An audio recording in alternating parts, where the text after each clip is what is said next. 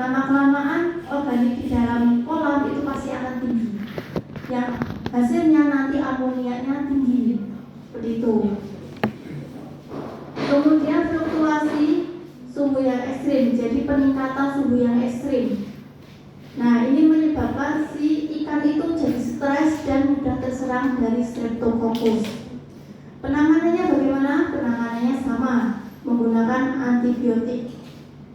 Kemudian desinfeksi. Desinfeksi ini kita bisa menggunakan klorin. Namun caranya tetap ikan harus dikeluarkan terlebih dahulu, air dikeringkan terlebih dahulu, kemudian baru kita berikan klorin. Gitu. Kemudian penambahan imunostimulan tadi dari herbal tadi bisa. Nah, pengobatannya itu secara herbal bisa dengan pengobatan yang tadi Aeromonas salmonicida, sama. Bisa menggunakan pengobatan tersebut. Ini bisa lanjut. Nah, lalu ini ada penyakit bakteri yang terakhir, itu Pseudomonas. Pseudomonas ini cirinya adalah sirip dan ekornya membusuk. Kemudian seluruh tubuhnya mengalami perdarahan, perut kembung, ciri utamanya itu. Nah, untuk pengobatannya sama dengan pengobatan bakteri yang lainnya.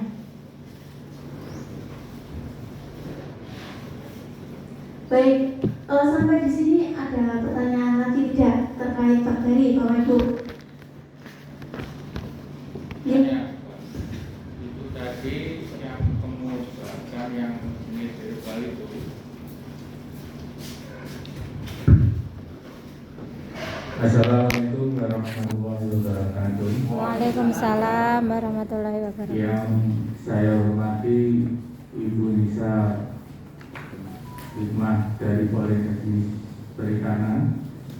Saya mau tanya Bu, yang masalah pengobatan secara herbal dari unsur daun kamboja putih sama jambu biji itu, pengobatan herbal itu apa bisa dilakukan dalam pencegahan sebelum terjadinya pengobatan itu? Terima kasih, itu aja. Assalamualaikum warahmatullahi wabarakatuh. Waalaikumsalam warahmatullahi wabarakatuh. Ya, jadi yang namanya bahan herbal itu tadi saya jelaskan, ketika bahan herbal itu untuk pengobatan, dia tidak akan langsung sembuh secara cepat karena berbeda dengan bahan kimia. Nah, untuk penggunaan bahan herbal sebenarnya lebih baik itu untuk pencegahan sebenarnya.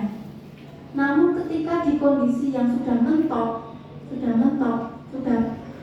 oh ini udah terkena penyakit nih, berarti kita kan belum melakukan pencegahan nih, udah terkena penyakit, kita bisa menggunakan bahan herbal yang itu lebih sering. Jadi kan tadi saya bilang seminggu bisa dilakukan 2-3 kali penggunaan bahan herbal tersebut. Ketika dia terserang penyakit, sudah terserang penyakit, ketika dia sebagai pencegahan itu bisa dilakukan mungkin seminggu sekali atau 2 minggu sekali, itu bisa dilakukan. Jangan terlalu sering, karena kalau terlalu sering itu ikan akan stres, Pak. Balik lagi, kalau ikan stres, tetap ikan nanti akan jadi sakit lagi, gitu. Karena kan namanya kita menggunakan obat herbal ini seperti misalnya direndam nih. Direndam itu kan berarti kondisi di air itu kan tidak sesuai dengan kondisi yang normalnya dia. Mesti ada sesuatu zat yang dia bikin, wah ini beda nih rasanya nih, gitu kan. Sehingga rasa wah beda nih, nggak seperti kondisi di rumahku, kayak gitu. Nah ikan pasti akan stres di situ, makanya penggunaannya ketika pencegahan itu cukup 1 kali 1 minggu atau 2 kali sekali, 2 minggu sekali, gitu Pak. Ya. Tapi lebih bagusnya itu ketika untuk bahan herbal itu dicampurkan, kalau untuk pencegahan itu dipakan. Dipakan itu bisa pemberiannya setiap hari kalau dipakan. Itu tadi kan ada kan yang dipakan tadi contohnya yang peniran tadi. Nah itu bisa dicampurkan. Nah, tadi juga kami juga menggunakan jahe. Jahe itu kita juga bisa dicampurkan di pakan. Untuk dosisnya sebentar saya cek dulu.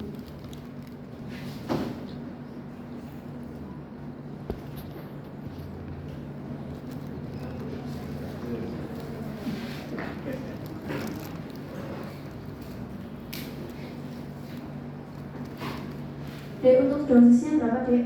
Dek? Biasanya 5 gram per kilogram. Oke, untuk dosis kalau misalnya Bapak Ibu mau menggunakan jahe, itu dosisnya 5 gram per kilogram pakan. 5 gram itu 5 gram jahe kering. Jahe kering yang sudah halus. 5 gram per kilogram pakan. Itu bisa menggunakan jahe. Sebenarnya kami juga ada produk dari dosen-dosen yang lain, yaitu menggunakan campuran kunyit. Cuma untuk dosisnya saya kurang tahu kalau untuk yang campuran kunyit. Kalau yang rumput laut berapa? Rumput laut 40 gram.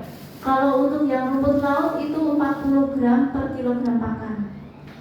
Kalau mau menggunakan rumput laut. Di sini ada yang budidaya rumput laut belum? Tidak ada nih? Tidak ada.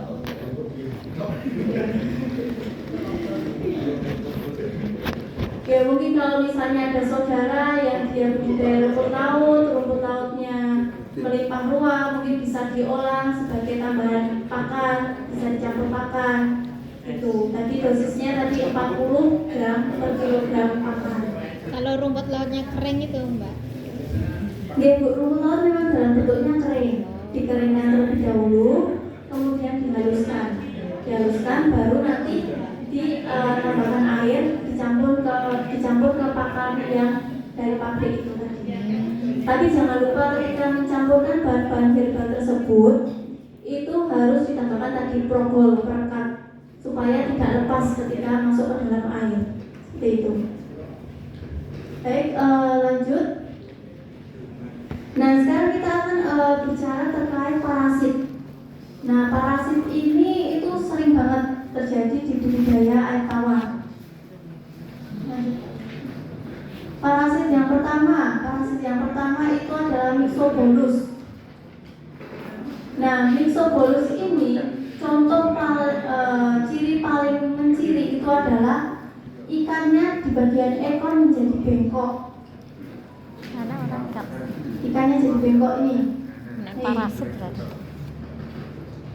Bentuk ekornya jadi bengkok. Itu ciri utama kalau dia terserang penyakit yang Myxobolus Berarti cerebralis. kena parasit, nah. Ini parasit. Nah, untuk penanganannya kalau untuk pengobatan itu belum ada pendekatannya kalau yang Myxobolus. Hanya bisa dilakukan untuk pencegahan. Nah, pencegahannya bagaimana? Jadi pencegahannya itu sumber air. Sumber air itu bisa di UV atau diklorin terlebih dahulu tadi. Diklorin, cuman kalau penggunaan klorin ini jangan langsung diberikan ke airnya ya, jangan langsung dialirkan, didiamkan dulu, diendapkan dulu beberapa hari. Baru setelah itu baru dialirkan ke kolamnya tersebut. Penggunaan klorin. Nah, kemudian ini spora. Jadi parasit ini dia menghasilkan spora. Sporanya ini bisa dihentikan dengan klorin. Dosisnya 100 ppm. 100 ppm itu artinya adalah 100 mg per liter air. 100 mg dalam 1 liter air. Selama 5 menit atau pemanasan lebih dari 75 derajat Celcius.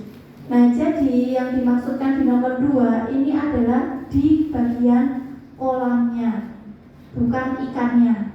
Karena untuk pengobatan di ikan belum ada pendekatannya. Seperti itu. Oke, bisa dilanjut. Yang selanjutnya adalah Myxobolus yang koi. Tadi yang cerebralis, yang sekarang yang koi. Nah, kalau yang koi ini, Myxobolus yang koi itu cirinya adalah di bagian insang itu seperti ada benjolan-benjolan seperti nanah. Benjolan kecil-kecil, kalau jenengan ada di tangan itu kena nanah, benjolan putih itu kecil-kecil. Nah, ini cirinya di insangnya. Ini banyak benjolan-benjolan putih. Nodul-nodul namanya kalau di kita. Nah, untuk pengobatannya bagaimana? Pengobatannya kita bisa menggunakan MGO. MGO itu kepanjangannya malasid green oxalate. Malasid green oxalate itu nanti bisa dicari di depo ikan. Itu penggunaannya 1 ppm. Kalau penggunaannya dia perendaman yang cepat, itu menggunakan dosis 1 ppm. ppm itu adalah miligram per liter ya Bapak Ibu. 1 ppm 1 miligram per liter selama 1 jam. Itu kalau perendaman yang cepat. Kalau mau menggunakan perendaman yang lama ini berarti nanti diberikan lagi ketika airnya sudah diganti. Nah, perendaman lama ini dosisnya 0,1 miligram dalam 1 liter air. Ini untuk perendaman lama. Biasanya kalau untuk pergantian air kan sekitar 3-4 hari baru diganti. Nah, setelah 3-4 hari diberikan lagi MGO lagi. Nah, sebenarnya untuk pengobatan untuk parasit itu membutuhkan waktu yang lama, sekitar 2 minggu pengobatan parasit. Kemudian bisa menggunakan metilen blue. Metilen blue dosisnya 1 ppm selama 1 jam, dosisnya hampir sama. Yang perendaman yang lama itu 0,1 ppm, sama ya. Jadi biar ngapalinnya biar gampang. Ini kita ambil dosis yang rata-rata. Nah, ini sebenarnya kita itu juga. Nah, ini Pak, Bapak Ibu, ini contoh yang metilen blue. Nanti bisa dicari obatnya.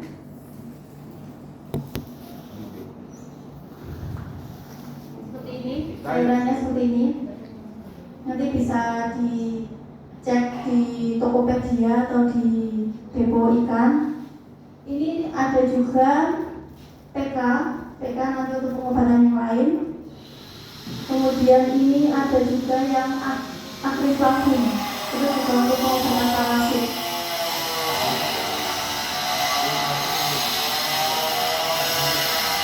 Nah, yang selanjutnya ini yang biasanya jenengan kenal itu dengan bintik putih, penyakit bintik putih. Jadi ada bintik-bintik putih di tubuh.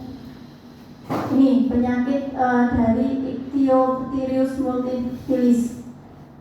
Biasanya nyebutnya white spot, bintik putih di tubuh.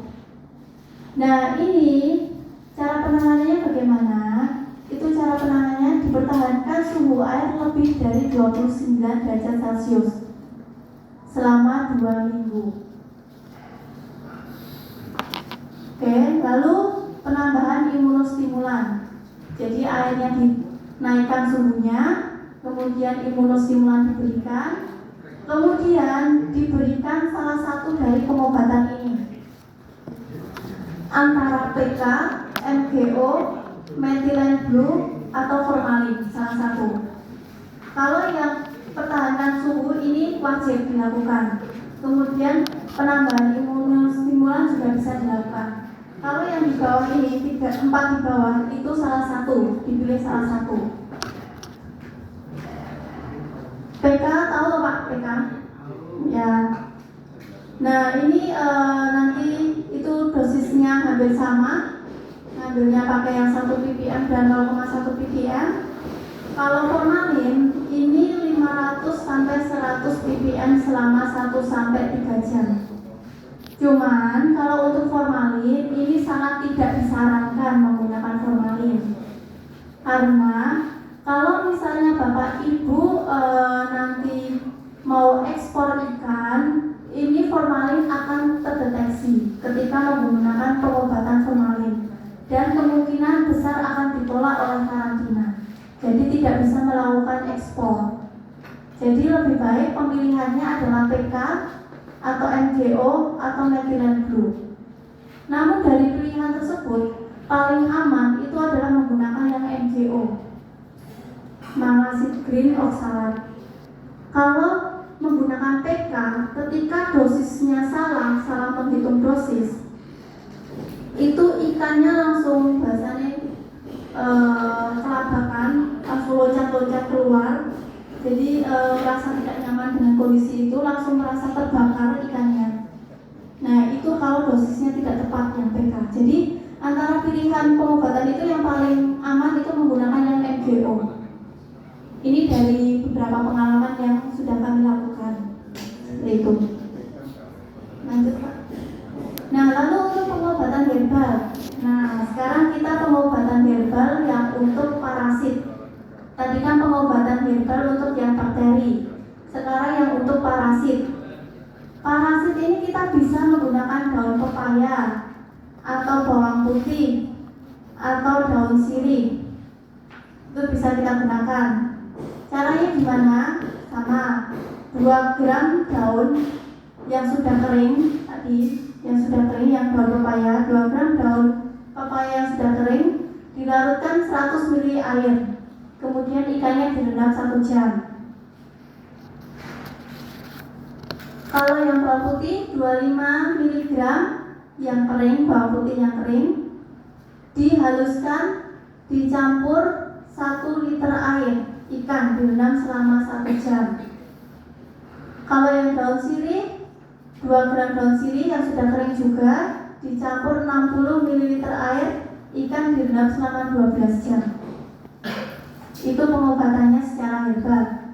Nah, di sini taruna kami juga ada pembuatan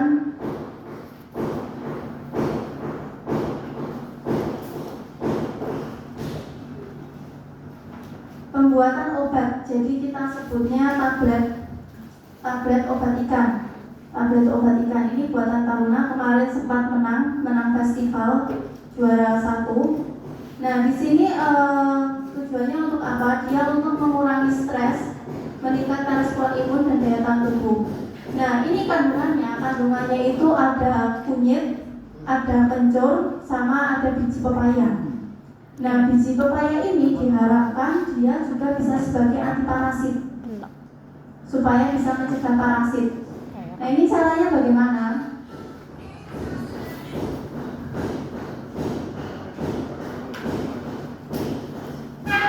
Ini kan ada tablet-tablet kecil kan ya Bapak Ibu. Nah, 1 tablet itu digunakan untuk 7,5 liter air. Nah, 1 tablet itu nanti dimasukkan ke dalam kantong seperti kita bikin teh. Lalu kita celupkan ke dalam akuarium. Ini masih skalanya akuarium, masih belum pakai skala yang lebih besar. Ke akuarium, kemudian ditunggu selama 45 menit sampai 60 menit. Nah, untuk waktunya itu tidak boleh lebih dari 4 jam. Ketika lebih dari 4 jam perendaman dan ikan tidak dikeluarkan, itu si ikan bisa mati, langsung mati. Jadi paling aman adalah 45 menit sampai 60 menit. Kemudian ikan nanti dipindahkan ke air yang bersih. Nah, itu inovasi dari taruna kami. Itu menggunakan herbal juga, campurannya kunyit, kencur, dan biji pepaya. Lanjut Pak. Nah, ini penyakit yang sering kita temui, kita sering sebut dengan kutu air. Itu sering bisa diamati karena besar ukurannya, namanya Argulus. Nah, untuk penyakit ini sebenarnya kalau kutu airnya ini di satu ikan itu hanya ada 1 atau ada 2, itu tidak berpengaruh pada ikan, nggak ada pengaruhnya ke ikan.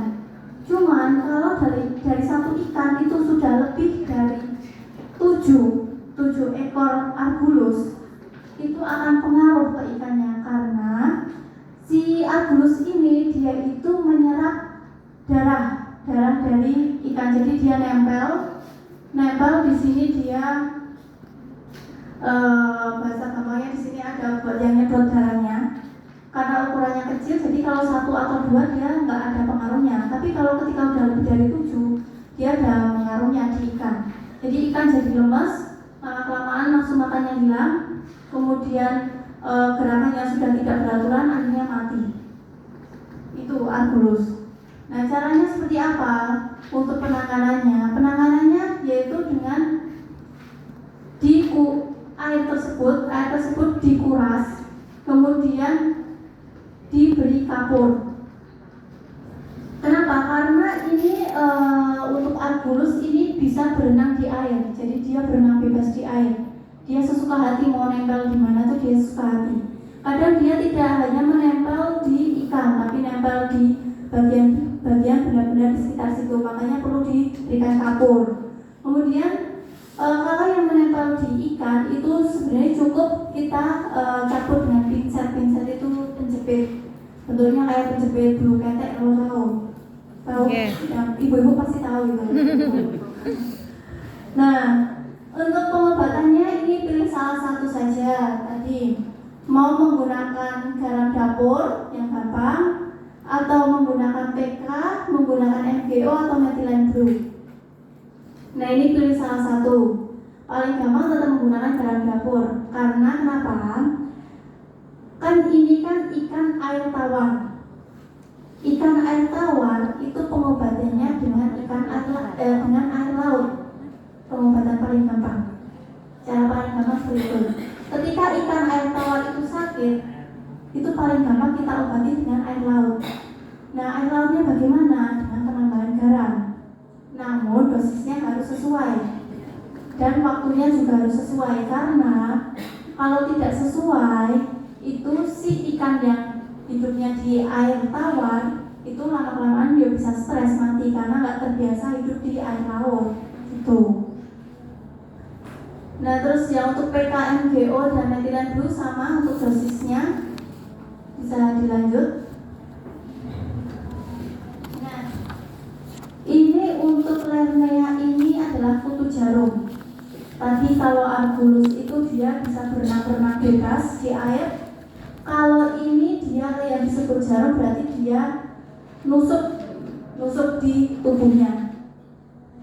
Dan di satu ikan itu biasanya lebih dari 5. Beda dengan Argurus. Argurus biasanya cuma 2, 3. Kalau yang kutu jarum ini biasanya lebih dari 5. Dan ini kalau misalnya si kutu jarum ini sampai menyerangnya di bagian mulut, itu yang sama sekali tidak bisa diobati. Karena di dalam rongga mulut susah untuk dicabut. Pengobatannya di sini kan salah satunya adalah diambil secara manual, kemudian bekas dari cabutannya itu diberikan betadine. Atau tadi yang produknya adiknya tadi bisa diberi libumin tadi. Nah, kalau misalnya di dalam mulut itu sudah tidak bisa dicabut. Nah, terus kalau nggak bisa dicabut, terus resikonya bagaimana? Nah, resikonya si ikan tidak mau makan karena merasa sakit. Kayak contohnya ada duri yang nancap di tenggorokan Bapak Ibu. Kan Bapak Ibu jadi susah makan, nggak suka makan. Lama-kelamaan si ikan ini mati karena dia kekurangan nutrisi, nggak ada asupan makan. Jadi bukan mati karena si parasitnya, tapi mati karena asupan nutrisinya yang kurang. Seperti itu. Untuk pengobatannya itu hampir sama, PK, MgO, methylene blue. Nah, di sini ada juga yang pembudidaya menggunakan pengobatan itu menggunakan serbuk abate. Cuman untuk pengobatan serbuk abate itu masih diragukan. Jadi lebih baik mending memilih antara PK, MgO atau methylene blue saja. Gitu. Nah, ini untuk penyakit yang terakhir yaitu yang jamur.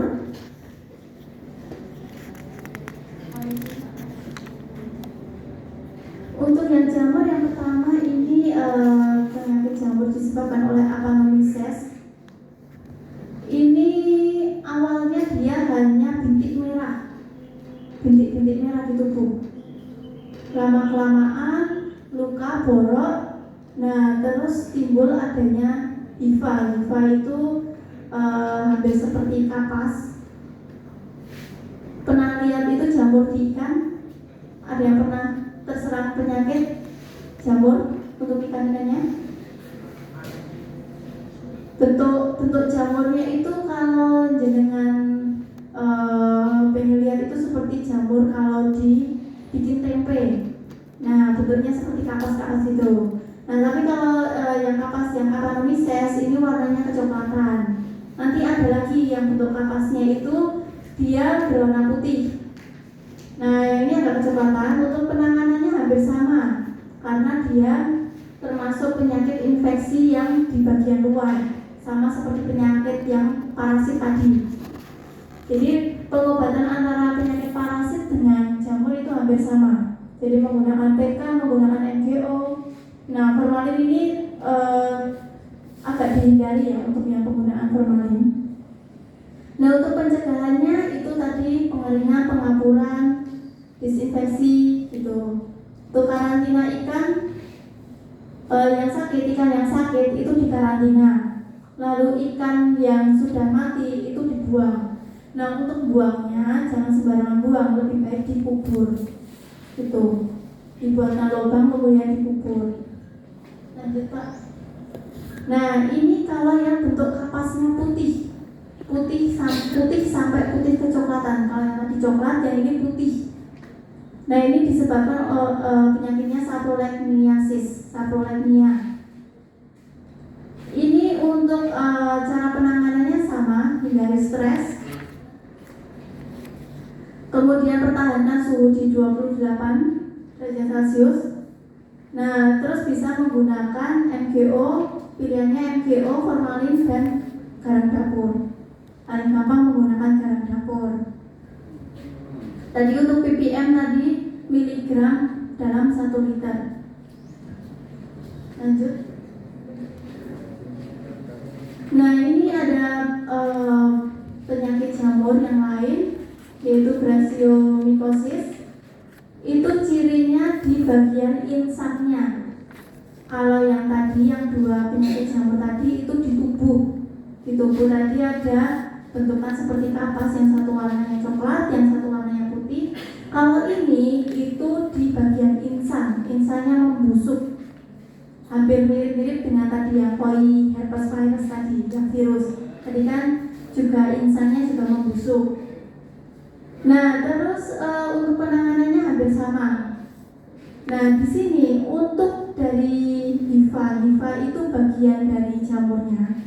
Kalau sudah masuk ke sistem peredaran darah, itu sudah tidak bisa ditangani. Jadi lebih baik dengan pencegahan. Pencegahannya tadi hampir sama ya. Mungkin balik lagi Pak yang sebelumnya.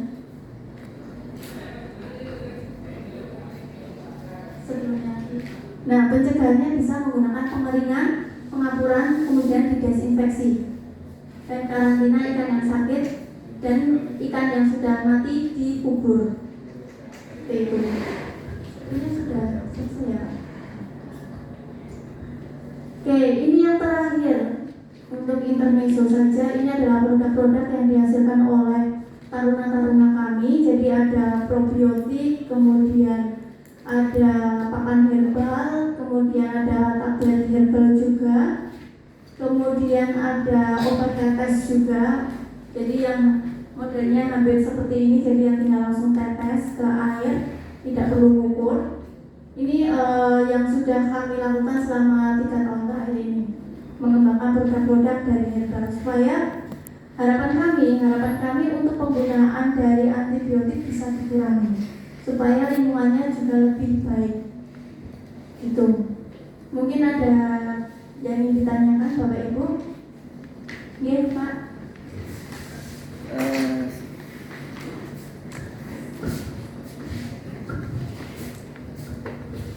Saya Muhammad Zainuddin dari Pokdakan Sumber Rezeki Banjaranyar kelas kiri.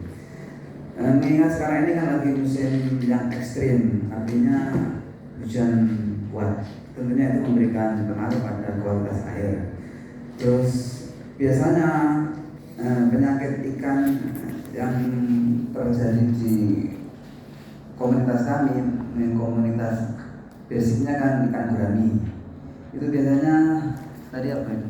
Yang jamur warna putih tadi. Biasanya itu nafsu makannya biasa saja, artinya nggak mengalami penurunan nafsu makan. Biasanya itu sore kita kasih makan itu masih lahap. Paginya itu biasanya ikannya sudah terapung, artinya sudah mati. Terus biasanya menurut senior-senior kami itu langkah pengobatannya itu diberikan, yang pertama itu diberikan gedebok pisang, terus diberikan daun-daunan, terus ikannya itu dipuasakan. Terus yang saya mau tanyakan, sejauh mana teori ilmiahnya gedebok pisang itu bisa mencegah suatu penyakit? Terus ya tadi yang dipuasakan itu secara teori ilmiahnya itu mitos atau fakta itu menurut dokter? Terima kasih. Baik, terima kasih Bapak Ibu. Jadi gini ya, kita juga pernah mencoba menggunakan gedebok pisang, bukan gedebok pisang, kita menggunakan bungkul dari pisang, bungkul pisang untuk pembuatan probiotik. Jadi untuk pembuatan sebenarnya gedebok pisang, kemudian bungkul pisang itu lebih dia itu untuk pengelolaan kualitas airnya. Jadi dia merangsang dari bakteri-bakteri yang baik itu bisa tumbuh di situ. Nah, ketika bakteri-bakteri yang baik itu tumbuh, nanti itu akan mempengaruhi sistem pencernaan di dalam ikan. Jadi membantu proses enzimatisnya. Jadi gini, mudahnya pencernaannya jadi lebih lancar. Biasanya gitu. Seperti Bapak Ibu kalau minum Yakult, kan pencernaannya jadi lebih lancar, lebih bagus, penyerapannya lebih bagus. Nah, mungkin untuk yang gedebok pisang itu ke arahnya ke situ, Pak. Nah, lalu kenapa dipuasakan terlebih dahulu? Kalau saya melihat kasus dari Bapak, itu kemungkinan dikasih makan paginya lahap, kemudian sorenya sudah mati ya, Pak? Biasanya waktu melewati malam. Oh, melewati malam mati. Kalau saya melihat kasus tersebut, kemungkinan itu bukan karena penyakitnya, Pak. Karena untuk penyakitnya ini, kalau untuk yang jamur itu kalau dia tidak sampai seluruh tubuh kena yang jamur kapasnya tadi, itu tidak terlalu berbahaya banget. Jadi lebih ke dia itu kelebihan pakan di dalam tubuh. Amonia meningkat. Bukan, jadi di pencernaannya itu dia tidak bisa mencerna secara baik. Jadi kewargen, lebih ke kewargen nih, lebih ke situnya. Kalau untuk mengapa dipuasakan, makanya kenapa ketika pengobatan itu dipuasakan supaya ikan itu maintenance, jadi mengkondisikan tubuhnya itu, saluran pencernaannya itu dia supaya normal terlebih dahulu, sambil dia itu mengobati penyakitnya, meningkatkan imunitasnya, lebih ke arah ke situ dulu, Pak. Jadi ketika misalnya kalau kita sakit itu kan pengen kita makan yang enak-enak. Nah, mungkin ikannya juga sakit, udah mulai mau sembuh, dia akhirnya makannya langsung banyak banget. Akhirnya dia keluargen. Lebih biasanya banyak ikan yang mati itu karena keluargen, Pak. Keluargen. Jadi kalau untuk memberikan pakan itu harus secukupnya. Perhitungannya adalah 3% dari berat tubuh. Jadi dihitung populasi di dalam kolam itu berapa, kemudian diambil sampel beberapa ekor, ditimbang beratnya berapa, kemudian dikali 3%. Nah, untuk pemberian pakan dalam 1 hari itu 3% dari berat tubuh. Kalau kebanyakan akhirnya juga seperti yang tadi Bapak sampaikan tadi, ke arah situ. Atau bisa jadi bukan karena penyakit yang jamur kapasnya itu, Pak. Ada penyakit yang lain. Jadi kan ngecek kualitas airnya betul? Ya, nggak pakai alat. Betul. Kelihatan. Berarti perlu dicek apakah airnya memang bagus atau memang buruk. Itu ada banyak faktor karena saya tidak melihat secara langsung, jadi saya tidak bisa menduga itu penyakit apa karena saya bukan dukun, jadi saya harus ngecek dulu secara langsung. Jadi ada dugaannya itu ada banyak. Tapi kalau dilihat ikan yang terapung itu penyakitnya sama seperti jamur kapas kan? Nah, itu kan sebenarnya jamur itu dia kebanyakan itu sebagai infeksi sekunder. Jadi ada dia penyebab penyakit utamanya, kemudian karena kondisi lingkungannya dia juga buruk, akhirnya jamur juga ikut nambah-nambahin penyakit di situ. Jadi penyakitnya jadi kompleks di situ. Seperti itu. Jadi perlu dicek. Jadi untuk pengecekan penyakit ini tidak hanya kita lihat, oh cirinya ada kapasnya, terus kita menduga, oh ini penyakit jamur. Tidak bisa seperti itu, Pak. Karena kita harus cek di organnya, organ di bagian dalamnya itu seperti apa. Apakah hanya jamur di bagian luar, ataukah dia ada penyakit lain yang memang dia adalah penyakit utama. Jamur itu hanya sebagai kamuflasenya aja, jadi sebagai infeksi sekundernya aja, seperti itu. Menurut teman-teman saya itu biasanya itu faktor lama, nggak misal kalau ikan konsumsi itu lama nggak di kotorannya nggak di sedot gitu lah. Mungkin kena hujan berapa hari, terus dalam curah hujan yang hebat, yang lebat itu tidak terkemungkinan bisa langsung seperti itu. Bisa. Nanti dari kualitas airnya itu memang sering terjadi, kita sebutnya sebagai blooming alga kita sebutnya. Jadi alga itu ada macam-macam, Pak. Jadi alga itu ada yang dia memang bagus di air, ada dia itu yang memang tidak baik di air. Makanya kenapa pentingnya pengecekan kualitas air, karena emang ikan itu hidupnya di air. Ketika ikan itu hidupnya di darat, ya kita nggak perlu ngecek kualitas airnya. Karena ikan itu hidup di air ya seperti kita di rumah. Di rumah itu kalau kita hanya tidur-tiduran, kemudian rumah tidak dibersihkan, tidak disapu, lama-lama kita juga akan sakit, Pak. Makanya di sini yang paling penting adalah kualitas airnya terlebih dahulu diperbaiki. Setelah kita memperbaiki kualitas air, kita baru, oh masih ada penyakit ini. Nah kita baru bisa ngecek nih gejala klinisnya seperti apa, ciri-cirinya seperti apa. Nah itu kita baru mengarah, oh ini ciri penyakit ini, oh ini ciri penyakit ini. Nah itu tidak bisa langsung, oh ini karena penyakit jamur, berat itu nggak bisa. Itu harus kita cek lebih lanjut ke laboratorium. Mungkin nanti Bu Nisa mungkin bisa membantu teman-teman untuk pengecekan misalnya bakteri, pengecekan jamur, kira-kira yang ada penyakit di situ itu apa aja. Mungkin bisa dibantu oleh dinas di sini. Berarti menggunakan gedebok pisang itu ada teori ilmiahnya ya? Kalau teori ilmiahnya mungkin bukan teori ilmiah, Pak, lebih banyak baru penelitian berapa penelitian. Soalnya memang selepas dilakukan seperti itu biasanya Ya. sudah sembuh. Ya memang kita itu yang namanya bahan herbal itu kita susah, Pak. Kita susah bilang oh itu bagus apa enggaknya. Itu gini, bahan herbal yang ditanam di Kediri sama-sama daun pepaya akan beda kandungannya dengan bahan herbal yang ditanam di Magelang sama-sama daun pepaya, karena nutrisi yang diserap tanahnya itu pun sudah berbeda.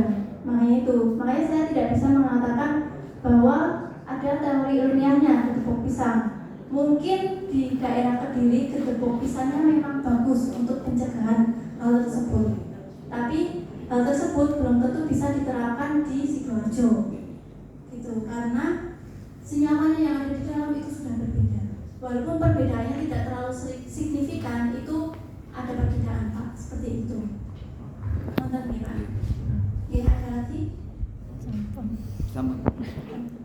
Mungkin seperti itu, Pak. Mungkin saya juga masih banyak perlu belajar, perlu berkenalan dengan pembudidaya. Soalnya kita sebagai petani ikan itu katanya hujan itu rahmat, tapi kok memberikan efek yang negatif bagi perikanan itu. Artinya kan jangan salahkan hujannya itu. Ya, bukan disalahkan hujannya, tapi disalahkan bagaimana pengelolaan dari budidaya tersebut. Lebih ke situ. Hujan memang rahmat, Ya. tapi bukan salah hujannya. Bagaimana cara mengelolanya? Nonton, Pak. Ada lagi mungkin, ya, Pak? Saya dari kelompok perikanan Lestari Raja Kerasban. Tadi ada titipan dari Terima kasih. Saya Gunadi, Mbak, perwakilan dari Gupta Lestari Kerandang Ras. Tadi ada titipan dari teman-teman dalam waktu ini yang dikeluhkan kelompok tani itu ya karena faktor cuaca, terus dari penyakit yang ada dan menyerang ikan kami itu, dalam bahasa daerah kami melupus. Itu secara fisik itu mengalami evolusi perubahan warna, Mbak, dari warna cerah nanti gelap, terus pada akhirnya mati. Yaitu peningkatan kematiannya sangat cepat. Dengan kendala itu, apakah ada pengobatan dan jenis apa obatnya? Kalau ada di depo obat perikanan, kalaupun ada solusi dan penjelasan, terima kasih. Itu aja yang bisa kami sampaikan. Mohon maaf, Pak, tadi saya kurang menangkap sedikit. Jadi yang berubah apanya, Pak? warna. Warna Jadi dari warna normal dari pagi ke sore itu sudah mengalami evolusi warna kehitaman, besoknya hitam pekat, terus misalnya itu pada akhirnya mati, Mbak. Nah terus dalam peningkatan kematiannya itu cepat. Dan dari kendala itu apa ada obatnya dalam pengobatan, apa ada obat yang bisa dibeli di depo perikanan, apa ada tolong penjelasannya dan pencerahannya. Terima kasih. Itu aja. Iya, Pak. Jadi ini lebih ke perubahan warna di perainannya nih. Coba saya tangkap nih. Nah, di ikannya. Iya, siripnya seluruh bagian Sirip. tubuh, Pak, dari perbaikan kan mulut sampai ekor itu kan mengalami perubahan warna secara nyata gitu. Oh gitu. Iya. Gini. Untuk kematiannya itu dalam satu hari langsung serentak atau per hari misalnya 50, hari berikutnya 50 lagi. Iya, ada fase-fasenya, Pak. Nggak langsung itu enggak. Hari ini 10, besok dari 30, tapi secara terus cepat itu. Ya. Kematiannya itu cepat, Pak. Gini. Gejalanya itu sudah mendekati panen, apa pertengahan kita produksi diserang, istilahnya gejala itu kan istilahnya secara otomatis resiko juga. Ya. Mohon penjelasannya. Itu untuk tubuhnya ada bercak-bercak darah atau luka-luka? Kebanyakan itu dari secara fisik perubahan sama ekor sama sirip. Dari ekor itu kayak gerimis gitu, Mbak. Nah, terus kalau sudah mengalami perubahan warna itu sudah dipastikan ke arah normal, itu nggak bisa istilahnya mati lah, tidak akhirnya gitu, Mbak. Itu memang yang dari kelompok tani yang kami rasakan, apa kami alami waktu ini.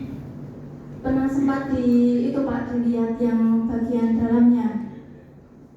Kalau dalamnya, Apakah ada darah atau biasa saja?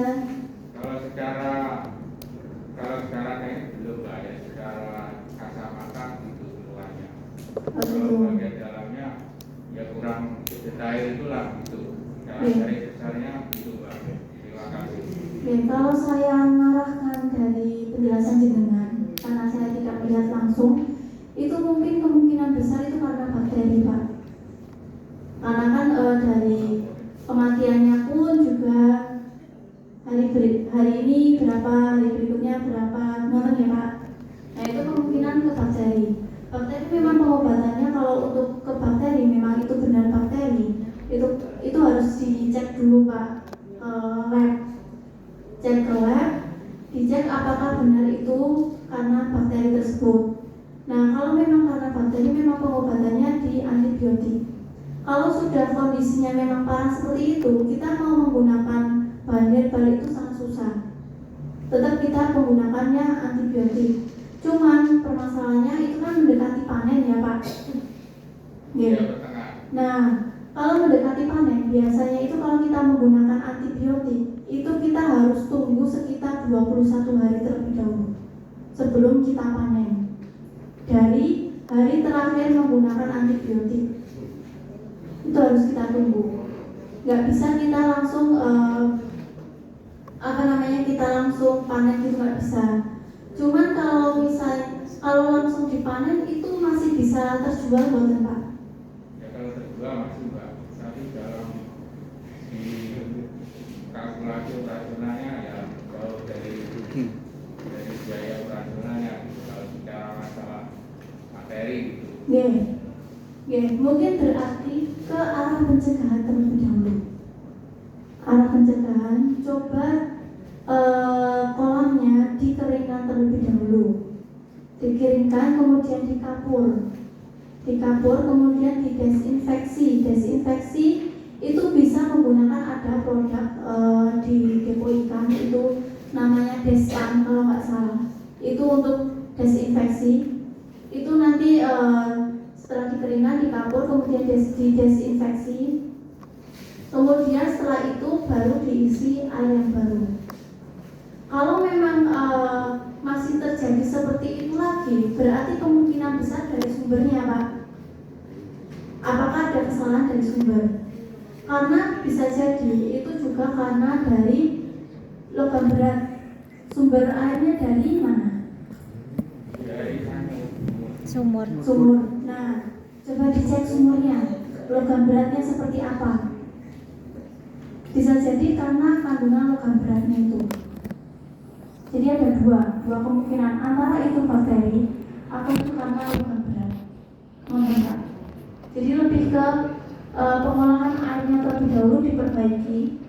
Baru kalau memang masih seperti itu, gejalanya seperti itu, masih gripis juga. Kalau gripis itu biasanya ke arahnya ke bakteri. Bisa jadi dia karena ada sudah logam beratnya sudah tinggi, kemudian sudah terpapar logam berat, dia infeksi sekundernya itu di bakterinya. Nah, dia semakin memperparah, akhirnya tiap hari mati-mati terus. Nah, coba dicek dulu airnya dicek dulu, kemudian dikelola dulu kolamnya dikelola, dikeringkan, kemudian diberikan pengapuran, kemudian didesinfektan. Setelah itu diisi air yang baik dari sumber itu. Kalau masih seperti itu, berarti kemungkinan adalah di airnya, di sumber air. Ada yang salah di sumber airnya. Mohon Pak. Untuk pembelian dari test kit mungkin bisa dicek itu logam berat itu seperti Fe, besi. Kemudian bisa fosfatnya dicek. Itu kemudian Mg-nya, magnesiumnya bisa dicek. Apakah tinggi atau tidak? Mohon. Mungkin sementara seperti itu Pak dari saya. Ya. Mungkin ada yang lain lagi? Ya. Terima kasih. Saya dari Rejo Mulyo Sukses Keras. Mau tanya, jadi begini. Kebetulan saya petani baru saja sekitar 9 bulan ini. Saya membuat kolam itu dengan tangan kosong ya, tanpa analisa.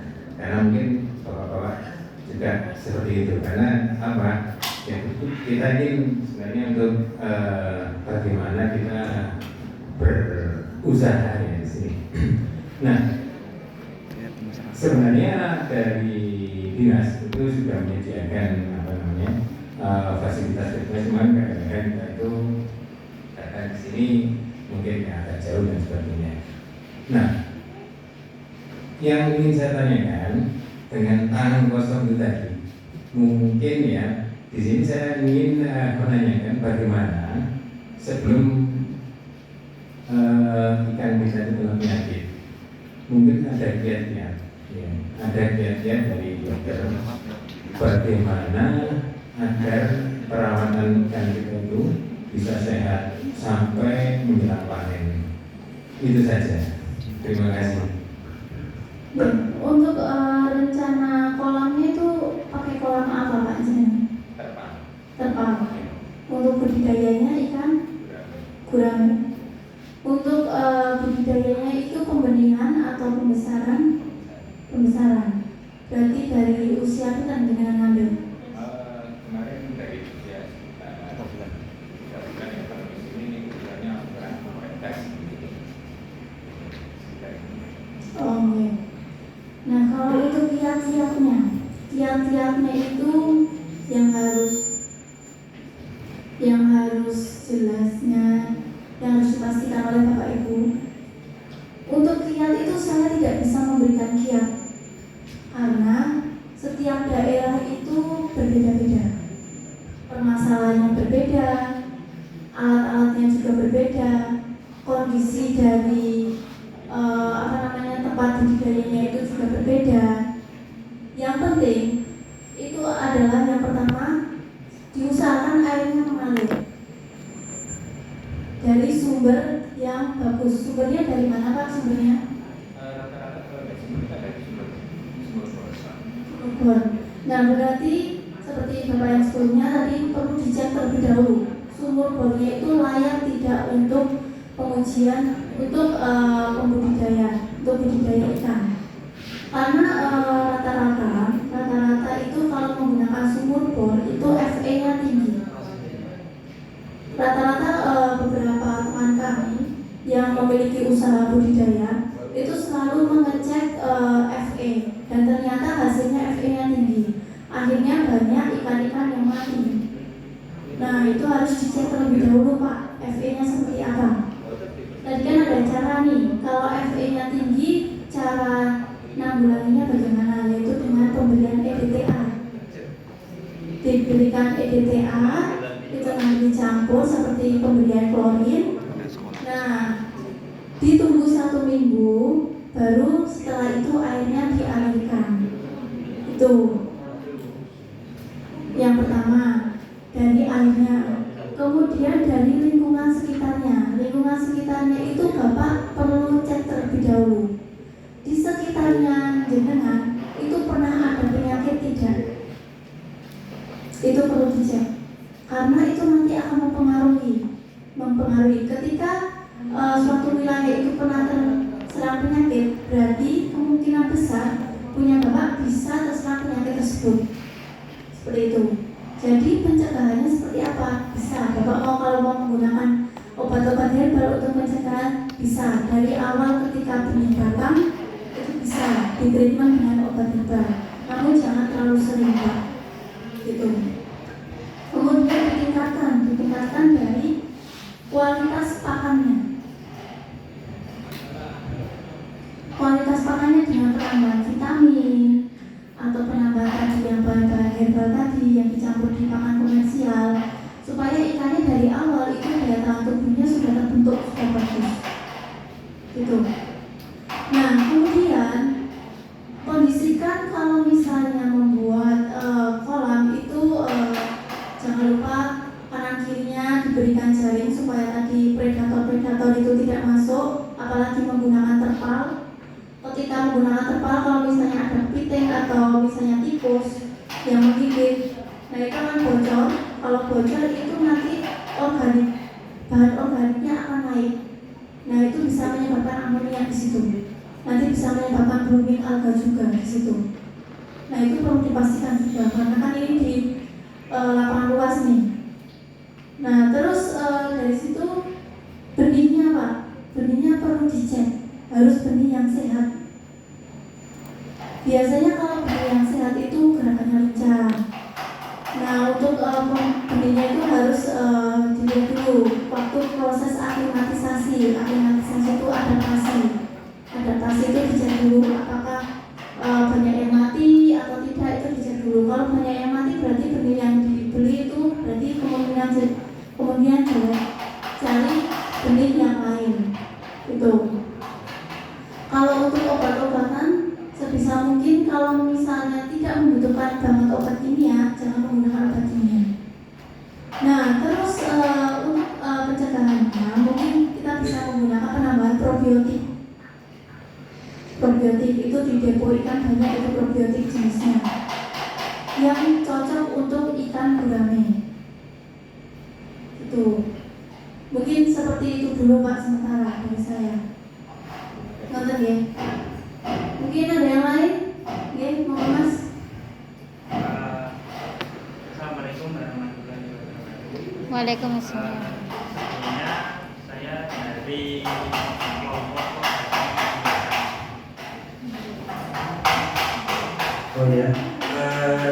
saya Azam dari kelompok pembudidaya ikan hias jambu. Nah, kebetulan pada musim hujan kali ini teman-teman di desa kami di desa Canggu Surawono itu membudidaya pembudidayaan ikan bader atau ikan tawes, ikan lokal. Nah, ini yang saya tanyakan itu bukan soal penyakit tapi lebih ke hama, Mbak. Jadi hama larva ikan tawes itu sangat mengganggu, kayak semacam serangga air gitu loh. Jadi satu kolam usia 2 hari itu sangat ngebum banget gitu, sehingga mengganggu ikannya, bahkan kematian bisa terjadi saat ini juga. Padahal kami panennya di kelompok kami itu usia 1 minggu itu sudah dipanen. Nah, ketika ada kayak serangga air banyak banget itu ketika panen sangat mengganggu sehingga mengakibatkan kematian. Bahkan kemarin benih atau larva ikan tawes itu gara-gara itu mati sekitar 1 juta ekor gitu. Dan itu gimana untuk menanggulangi kayak serangga air gitu? Karena pakai obat, takut obat biasanya kan insektisida buat pertanian itu, tapi sangat berpengaruh pada ikannya juga mabuk gitu, juga bingung larva itu gimana gitu. Terima kasih. Oke, terima kasih Mas. Untuk serangganya itu seperti apa bentuknya Mas? Semacam putu air moina gitu loh Mbak. Tapi kan ada capitnya, ada kakinya, kayak apa ya, istilahnya orang sana itu anggang-anggang gitu loh Mbak. Iya, itu sangat ngebum. Padahal itu airnya juga air jernih. Setelah menetas usia 2 hari itu juga ikut banyak gitu. Gitu. Kemarin juga parah banget gitu, apalagi musim hujan seperti ini. Jadi kan larvanya bagi lagi ke mana? Ini nih. Ini kolam. Nggak tahu namanya apa itu kalau bahasa Indonesia.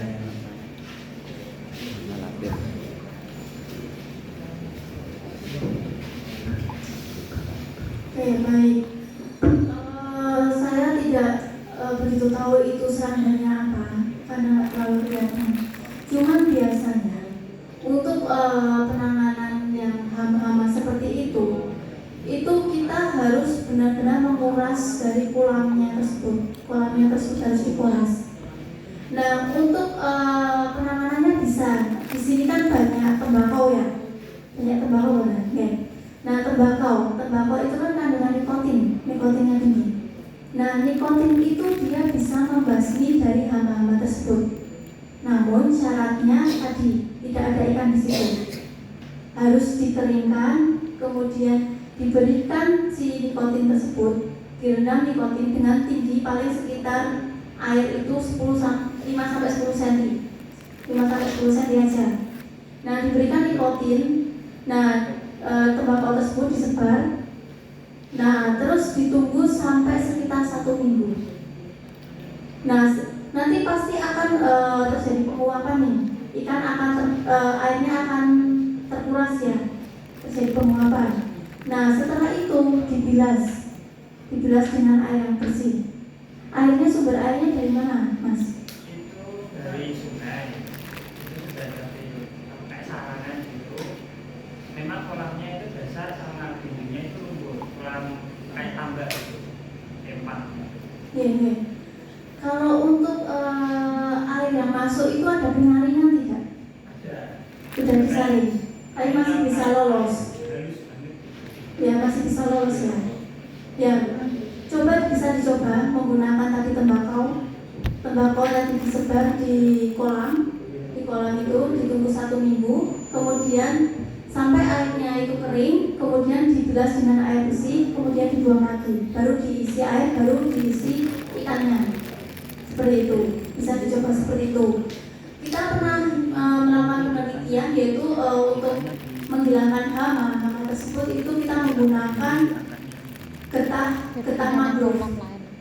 Kita menggunakan getah mangrove itu kita ambil getahnya, kemudian kita cairkan sekitar 10 ppm kita cairkan, kemudian kita sebar ke kolam tersebut. Nah alhamdulillah ternyata ada pengaruhnya. Jadi kalau kita waktu itu penelitiannya di tersipan itu siput-siput kecil. Nah siput-siput kecil itu dia mati. Nah mungkin jenengan bisa cari bahan-bahan herbal yang kira-kira kandungan saponinnya tinggi. Saponin ya. Kandungan saponin itu dia menyebabkan yang hewan-hewan hama kecil itu mati. Namun saponin itu tidak boleh terkena oleh ikan, karena ikan juga akan mati karena saponin itu. Jadi penggunaannya sebelum ikan ditebar. Seperti itu. Terima Mas. Itu kan kolamnya sebelum buat breeding itu kan dikeringkan selama kurang lebih 2 minggu, terus dibajak, dikasih kapur dulu ini. Tapi yang kami heran itu munculnya itu kok setelah ikan menetas usia 2 hari kayak ngebum banget gitu. Bahkan ukurannya itu hampir sama kayak ikan nih. Jadi kalau dijual ikan itu ya sama serangga gitu. Banyak komplain dari pembelinya juga. Nah, kemarin ada sih eksperimen itu pakai bensin. Tapi ikannya juga ikut mabuk, tapi nggak sampai mati. Tapi kan takut gitu.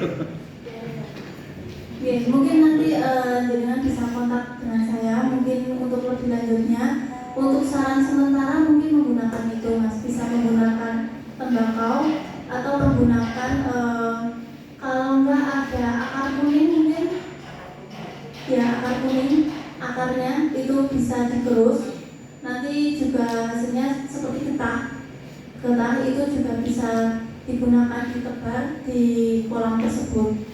Nanti kita bisa menggunakan lebih lanjut lagi aja itu, supaya saya juga nggak tahu itu hewannya seperti apa, tadi nggak terlalu kelihatan gitu ya. Kalau dari kualitas airnya sepertinya bagus ya airnya ya. Ya itu sudah berapa kali terjadi seperti itu? Hampir setiap awal hujan seperti ini itu kayak umar gitu. Kalau kemarau tidak? Ya umar cuma nggak seperti itu banyaknya. Ya. Nanti lebih lanjutnya kita kontak-kontakan biar saya juga bisa diskusi dengan teman saya yang di kantor. Kali aja ada solusi yang lebih baik, ya. Ya, ada lagi, Bapak Ibu?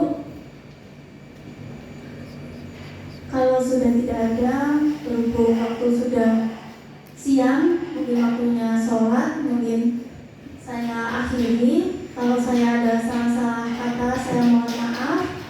Mungkin saya di sini masih junior, jadi masih perlu banyak belajar lagi. Mungkin ke depan kita bisa kolaborasi, kita berdiskusi bersama terkait bagaimana kita untuk membudidayakan ikan air tawar yang baik dan benar supaya tidak terserang penyakit. Oke, akhir kata wassalamualaikum warahmatullahi wabarakatuh. Alhamdulillah, terima kasih Bu Lisa, aparat materinya.